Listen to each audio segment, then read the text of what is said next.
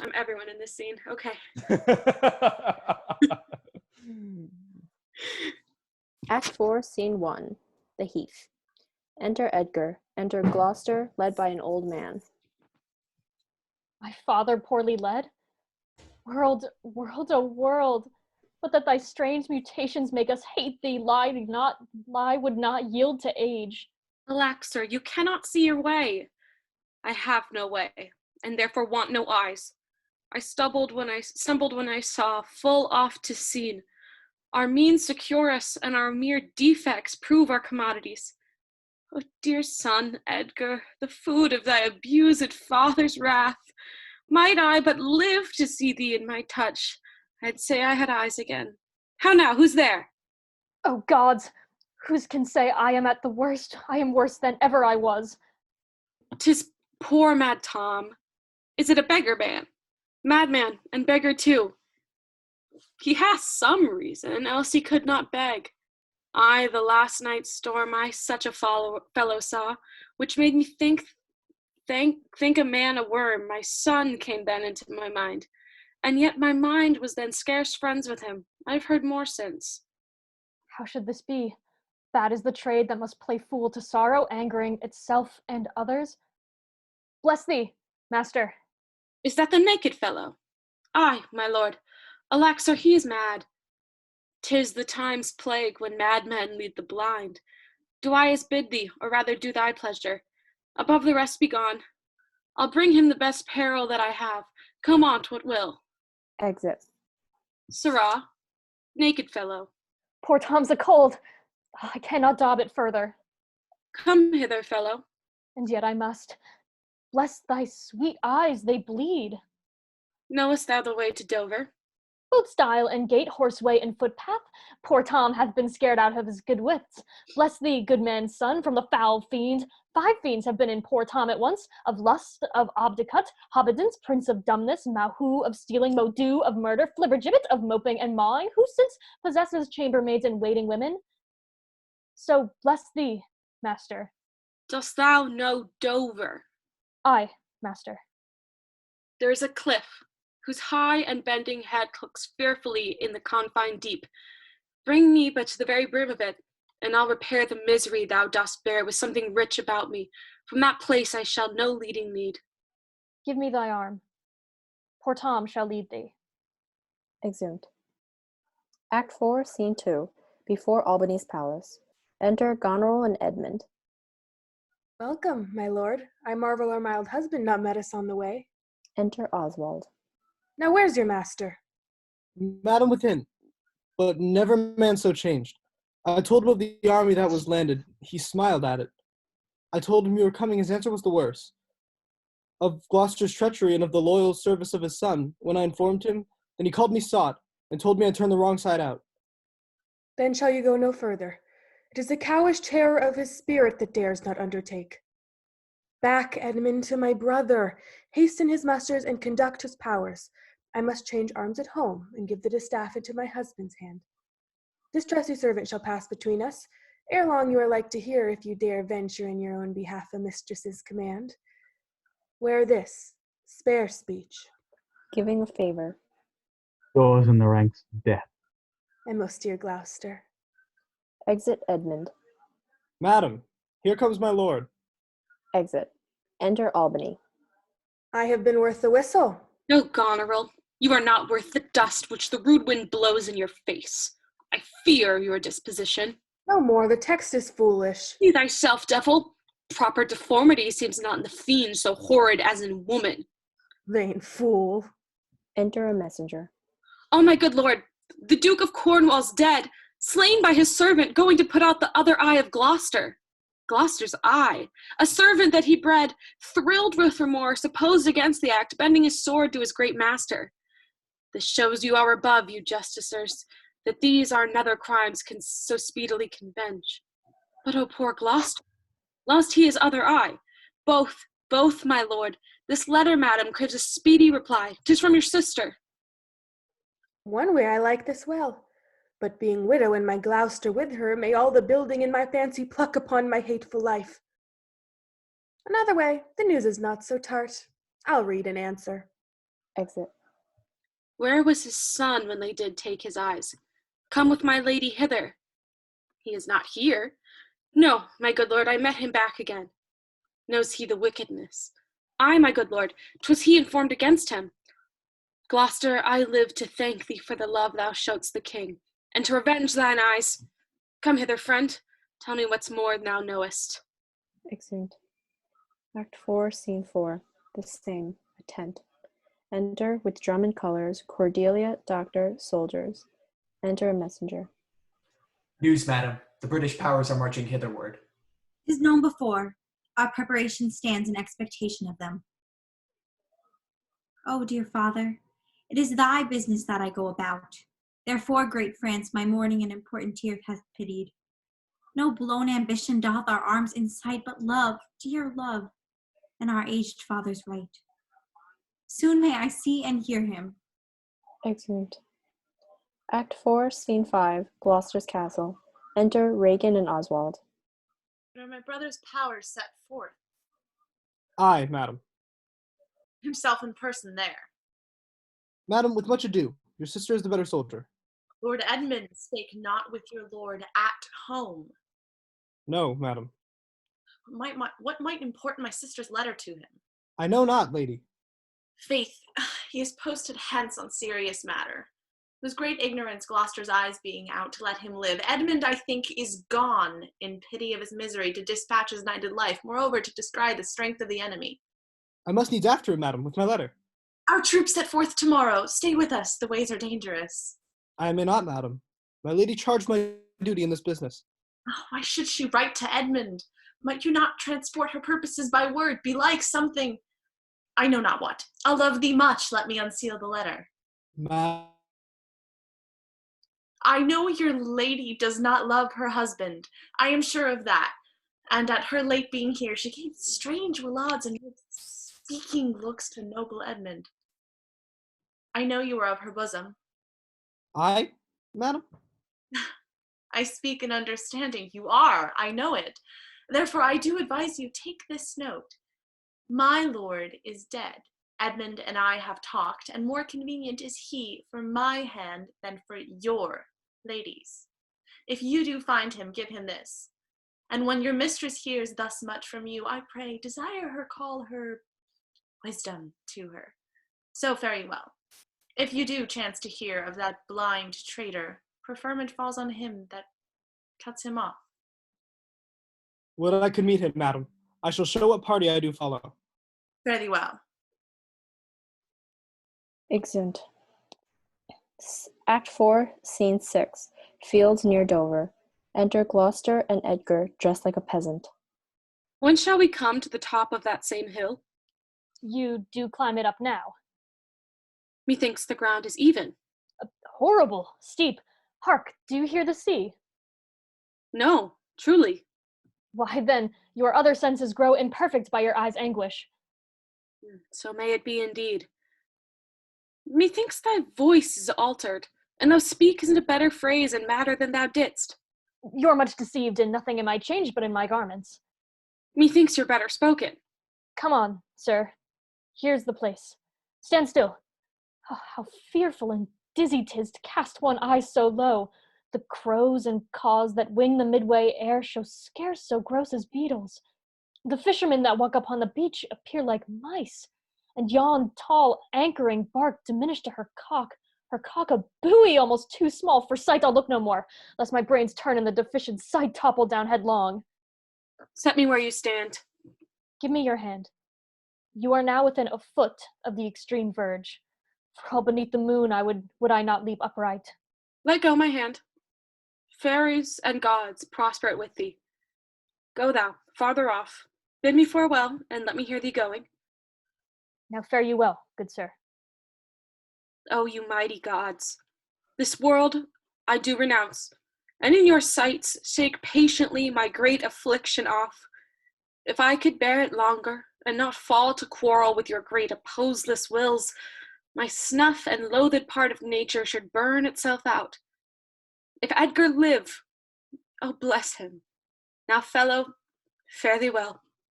He falls forward. Gone, sir, farewell. Alive or dead? Ho, you, sir, friend! Hear you, sir, speak! Thus might be he pass indeed, yet he revives. What are you, sir? Away, let me die. Thou'rt shivered like an egg, but thou dost breathe. Hast heavy stumped in substance, bleedest not. Speakest, art sound. Have I fallen, or no? From the dread summit of that chalky bourne, look up a height, the shrill gorged lark so far cannot be seen or heard. Do look up. Alack, I have no eyes. Is wretchedness deprived that benefit to end itself by death? Give me your arm. Up. So. How is it? Feel you your legs? You stand. Too well, too well. This is above all strangeness. Upon the crown of cliff, what a thing was that which parted from you? An unfortunate poor beggar. That thing you speak of, often 'twould say, the fiend, he led me to that place. Bear free and patient thoughts. But who comes here? Enter King Lear, fantastically dressed with wild flowers. The safer sense will never accommodate his master thus. No, they cannot touch me for coining. I am the king himself. Oh, thou side-piercing sight. Nature's above art in that respect. Look. Look. A mouse. Peace. This piece of toasted cheese will do it. There's my gauntlet. I'll prove it on a giant. Bring up the brown bills. I know that voice. Goneril with a white beard. They flattered me like a dog and told me I had white hairs in my beard ere the black ones were there. To say aye and no to everything that I said. Aye and no was no good divinity. The trick of that voice I do well remember. It's not the king. Aye, every inch a king. When I do stare, see how the subject quakes. I pardon that man's life. What was thy cause? Adultery. Thou shalt not die for adultery. No, let copulation thrive. For Gloucester's bastard son was kinder to his father than my daughters. Oh, let me kiss that hand. Let me wipe it first. It smells of mortality. Oh, ruined piece of nature. This great world shall so wear out to naught. Dost thou know me? I remember thine eyes well enough. Dost thou squiny at me? No, do thy worst, blind Cupid, oh, not love. Oh, matter and impertinency mixed, reason and madness. If thou wilt weet my fortunes, take my eyes. I know thee well enough. Thy name is Gloucester. Thou must be patient. We came crying hither. Thou know'st the first time we smell the air, we wail and cry. I will preach to thee. Mark! Alack, alack the day. Enter a gentleman with attendants. Oh, here he is. Lay hand upon him, sir. Your most dear daughter. No rescue? What, a prisoner? I am even the natural fool of fortune. Let me have surgeons. I am cut to the brains. You shall have anything. I will die bravely, like a bridegroom. What? I will be jovial. Come, I am a king, my masters, you know that. You are a royal one, and we obey you. Then there's life in it. Nay, if you get it, you shall get it with running. Sa, sa, sa, sa! Hail, gentle sir. Sir, speed you. What's your will? Do you hear aught, sir, of a battle toward? Now sure and vulgar, everyone hears that. Which can distinguish sound? How near is the other army? Near, and on speedy foot. The main descry stands on the hour thought. I thank you, sir, that's all. Though that the queen on special cause is here, her army is moved on. I thank you, sir. Exit gentleman. You ever gentle gods, take my breath from me. Let not my worser spirit tempt me again to die before you please. Well, pray you, father. Now, good sir, what are you? Most poor man, made tame to fortune's blows, who by the art of known and feeling sorrows am pregnant to good pity. Give me your hand. I'll lead you to some bidding. Hearty thanks. The bounty and benison of heaven to boot and boot. Enter Oswald. A proclaimed prize, most happy. That eyeless head of thine was first framed flesh to raise my fortunes. Thou old unhappy traitor, briefly thyself remember, the sword is out that must destroy thee. Edgar interposes. Wherefore, bold peasant, darest thou support a published traitor? Shall not let go, Zer, without further occasion. Let go, slave, or thou diest. Nay, come not near the old man. Keep out, chair vor ye, or is try whether your custard or my ballow be harder. Child be plain with you. Out, dunghill! They fight, and Edgar knocks him down. Slave, thou hast slain me. If ever thou wilt thrive, bury my body, and give the letters which thou find'st about me to Edmund, Earl of Gloucester. Dies. I know thee well, a serviceable villain, as duteous to the vices of thy mistresses as badness would desire. What? Is he dead? Sit you down, father. Rest you. Let's see these pockets. The letter that he speaks of may be of my friends. Let our reciprocal vows be remembered. You have many opportunities to cut him off. If your will want not, time and place will be fruitfully offered. There is nothing done if you return the conqueror, then am I the prisoner and his bed my goal. From the loathed warm wherefore deliver me and supply the place of your labor. Your wife, so I would say, affectionate servant, Goneril. Oh, undistinguished space of women's will, a plot upon her virtuous husband's life and the exchange of my brother. The king is mad. How stiff is my vile sense that I stand up and have ingenious feelings of my huge sorrows. Give me your hand. Drum Far- of fall. Far off, methinks I hear the beaten drum. Come, father, I'll bestow with you a friend. Exeunt. Act 4, Scene 7. A tent in the French camp. Lear on a bed asleep. Soft music playing. Gentlemen and others attending. Enter Cordelia, Kent, and Doctor. How does the king? Madam, sleep still. Oh, you kind gods, cure this great disease of used nature, the untuned and jarring senses, oh, wind up, of this child changed father. So please your majesty that we may wake the king. He hath slept long. Be governed by your knowledge and proceed I the sway of your own will. Is he arrayed? Be by, good madam. When we do awake him, I doubt not of his temperance. Very well. Please you, draw near. Louder the music there. Oh, my dear father, restoration hang thy medicine on my lips, and let this kiss repair those violent harms that my two sisters have in thy reverence made. Kind, dear princess. Had you not been their father, these white flakes had challenged pity of them. Was this a face to be opposed against the warring winds, to stand against the deep dread bolted thunder in the most terrible and nimble stroke of quick cross lightning? Alack, alack, 'tis wonder that thy life and wits at once had not concluded all. He wakes, speak to him. Madam, do you, 'tis fittest. How does my royal lord? How fares your majesty? You do me wrong to take me out of the grave. Thou art a soul in bliss, but I am bound upon a wheel of fire that mine own tears do scald like molten lead. Sir, do you know me? You are a spirit, I know. When did you die? Still, far wide. He's scarce awake. Let him alone a while. Where have I been? Where am I? Fair daylight. Oh, look upon me, sir, and hold your hands in benediction o'er mine. Pray do not mock me. I am a very foolish, fond old man. I fear I am not in my perfect mind. Methinks I should know you, and know this man. Yet I am doubtful, for I am mainly ignorant what this place is, and all the skill I have remembers not these garments, nor I know not where I did lodge last night. Do not laugh at me, for as I am a man, I think this lady to be my child Cordelia. And so I am. Be her tears wet? Yes, Faith, I pray, weep not. If you have poisoned for me, I will drink it. I know you do not love me, for your sisters have, as I do remember, done me wrong. You have some cause they have not. No cause. Am I in France? In your own kingdom, sir. Do not abuse me.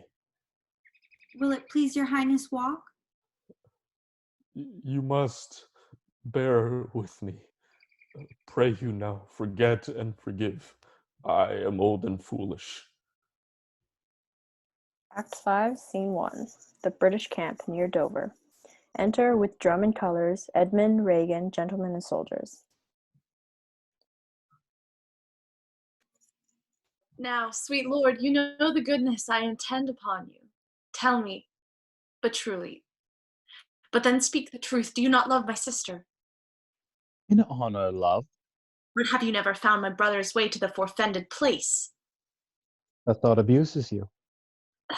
I am doubtful that you have been conjunct and bosomed with her as far as we call hers. No, by mine honor, madam. I shall never endure her. Dear my lord, be not familiar with her. Hear me not. She and the Duke are husband.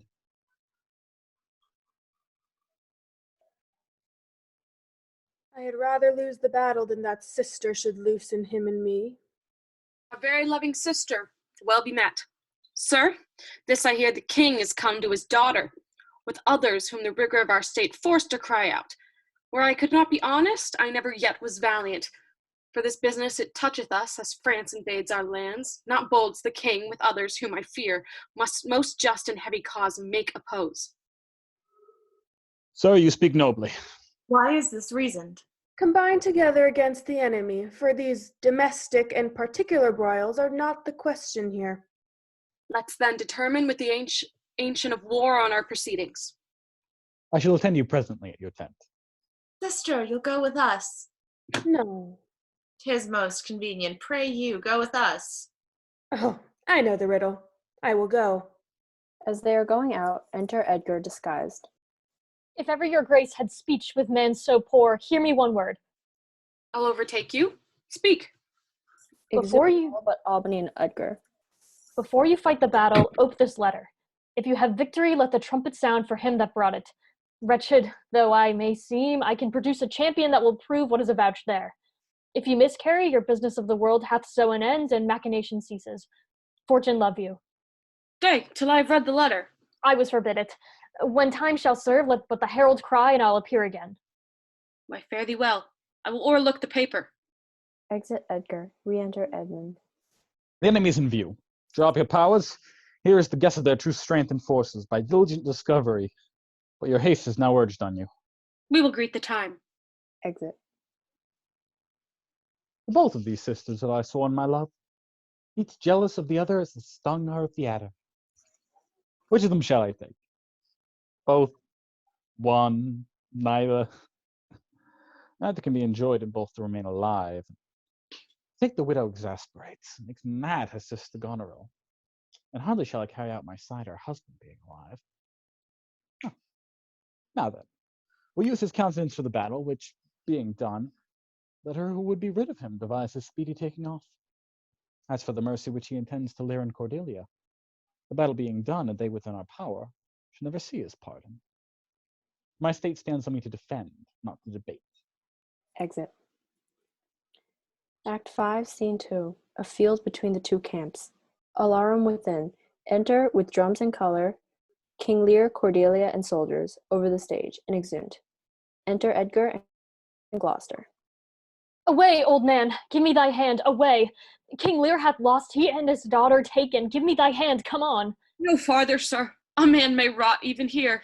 What, in ill thoughts again? Men must endure their going hence even as their coming hither. Ripeness is all. Come on. Exeunt. Act 5, Scene 3. The British camp near Dover. Enter, in conquest, with drum and colors, Edmund, King Lear, and Cordelia, prisoners. Captain, soldiers, and Some officers, take them away, good guard, until their greater pleasures first be known that are to censure them. Come hither, Captain, hark. Take thou this note. Go follow them to the prison. And step I have advanced thee. If thou dost as this instructs thee, thou dost make thy way to noble fortunes. Exit. Flourish. Enter Albany, Goneril, Regan, another captain, and soldiers. Sir, you have shown today your valiant strain, and fortune led you well. You have the captives that were the opposite of this day's strife. We do require them of you, so to use them as we shall find their merits, and our safety may equally determine. Sir, I thought it fit to send the old and miserable king to some retention and appointed guard. The question of Cordelia and her father requires a fitter place.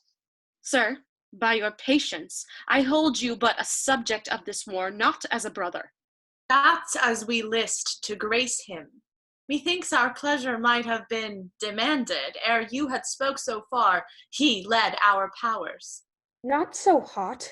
In his grace he doth exalt himself more than in your edition. In my rights by me invested he compeers the best. That were the most, if he should husband you. Jesters do oft prove prophets. Holla, holla, the eye that told you so looked but a squint. Lady, I am not well, else I should answer from a full-flowing stomach.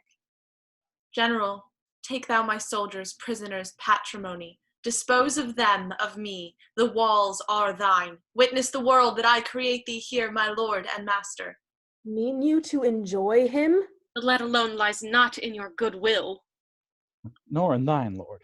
Half-blooded fellow, yes. Let the drum strike and prove my title thine. Stay yet. Hear reason. Edmund, I arrest thee on capital treason.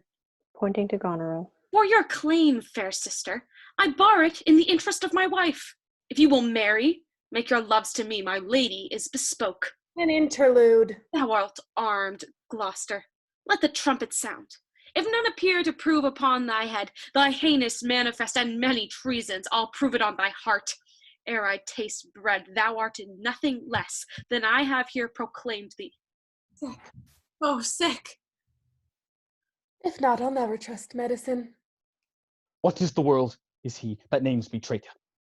Then like he lies. Call by thy trumpet, he that dares approach on him, on you who not. I will maintain my truth and honor firmly. My sickness grows upon me. He is not well. Convey her to my tent. Exit Regan, led. Let the trumpet sound, and read out this. A trumpet sounds. If any men of quality or degree within the lists of the army will maintain upon Edmund, supposed Earl of Gloucester, that he is a manifold traitor, let him appear by the third sound of the trumpet. He is bold in his defense. Sound. First trumpet. Second trumpet. Third trumpet. Trumpet answers within. Enter Edgar at the third sound, armed with the trumpet before him. What are you? Your name, your quality, and why you answer this present summons? I'm as noble as the adversary I come to cope. Which is that adversary? What's he that speaks for Edmund, Earl of Gloucester? Himself. What sayest thou to him? Draw thy sword, that, if my speech offend a noble heart, thy arm may do thee justice. Despite thy victor sword and fire new fortune, thy valor and thy heart, thou art a traitor. Say no. This sword, this arm, and my best spirits are bent to prove upon thy heart whereto I speak thou liest. In wisdom I should ask thy name. But since thy outside looks so fair and warlike, what safe and nicely I might well delay by rule of knighthood, I disdain and spurn. But do I toss these treasons to thy head? Trumpets, speak. Alarums. They fight. Edmund falls. Save him! No! Save him! This is practice, Gloucester. By the law of arms, thou wast not bound to answer an unknown opposite. Thou wert not vanquished, but cozened and beguiled. Shut your mouth, dame, or with this paper shall I stop it. Say, if I do, the laws are mine, not thine. Who can arraign me for it? Most monstrous, oh. Go after her, she's desperate, govern her. This past, and so am I.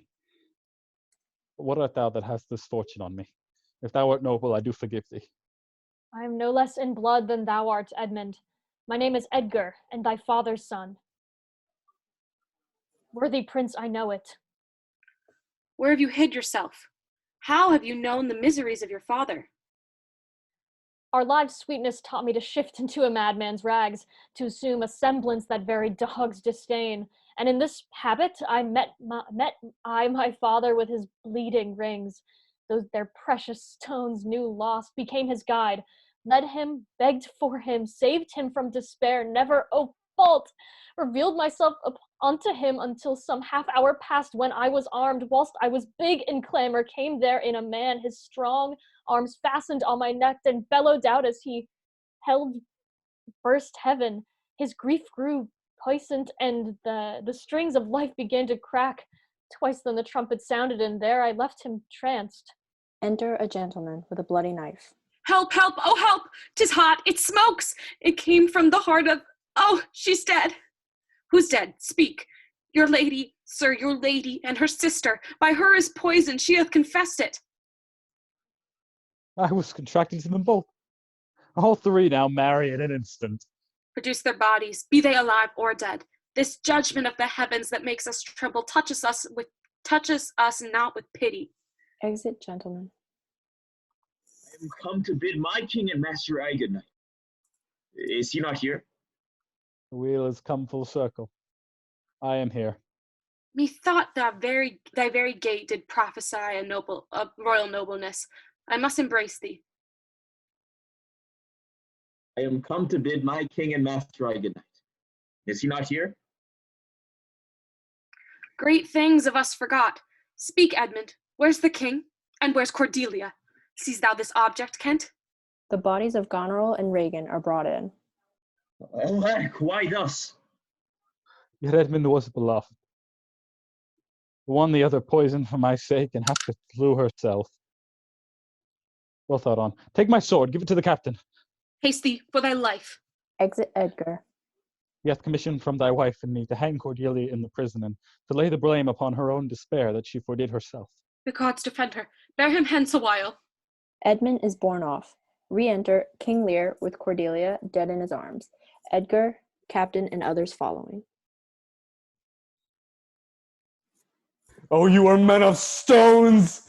Had I your tongues and eyes, I'd use them so that heaven's vault should crack.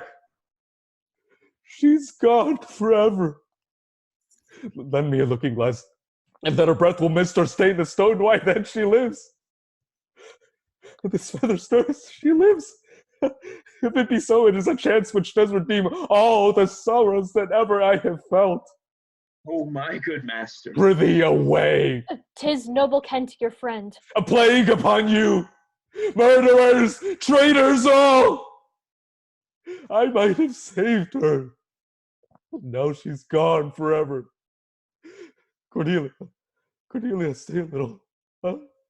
What is it thou sayest? Her voice was ever soft, gentle and low, an excellent thing in woman. I killed the slave that was a-hanging thee. And my poor fool is hanged. No, no, no life. Why should a dog, a horse, a rat have life, and thou no breath at all? I'll come no more. Never. Never. Never, never, never. Do you see this? Look on her. Look, her lips. Look there. Look there. Dies. He faints. My lord, my lord! Break, heart. I prithee break. Look up, my lord. Vex not his ghost. Oh, let him pass. He hates him much that would upon the rack of this tough world stretch him out longer. He is gone, indeed. He hath endured so long. He but usurped his life. Bear them from hence. Our present business is general woe. To Kent and Edgar. Friends of my soul, you twain rule in this realm, and the gored state sustain. I have a journey, sir. Shortly to go. My master calls me. I must not say no. The weight of this sad time we must speak what we feel, not what we say. The oldest hath borne most. We that are young shall never see so much, nor live so long. Exeunt with a dead march.